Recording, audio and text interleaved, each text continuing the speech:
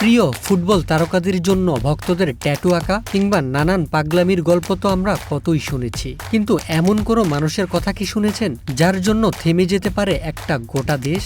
আজ ২৪ জুন ৩৯ বছরে পা দিলেন ফুটবলের জাদুকর লিওনেল মেসি। তার এই জন্মদিনেই এক অবিশ্বাস্য কাণ্ড ঘটাতে যাচ্ছে লাতিন আমেরিকার দেশ আর্জেন্টিনা। পরিকল্পনা অনুযায়ী আজ দিনের একটি নির্দিষ্ট সময়ে পুরো আর্জেন্টিনা জুড়ে সবাইকে কিছুক্ষণের জন্য থমকে যেতে বলা হয়েছে।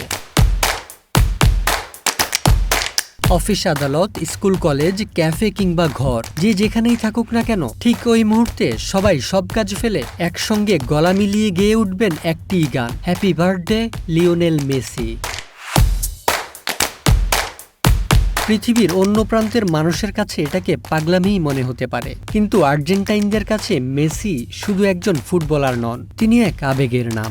বহু বছর ধরে একটি জাতির স্বপ্ন, আশা আর হতাশার ভার নিজের কাঁধে বহন করেছেন তিনি।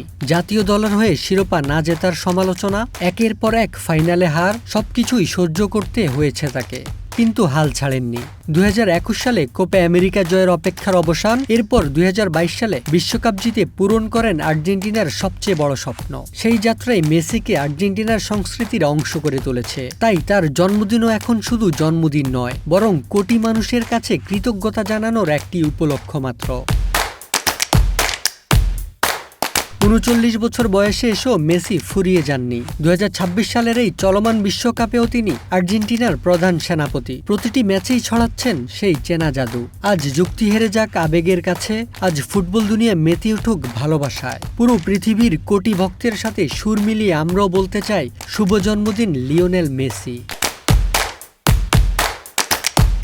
মেহরাব অভি, ওয়ান ডিজিটাল ডেস্ক।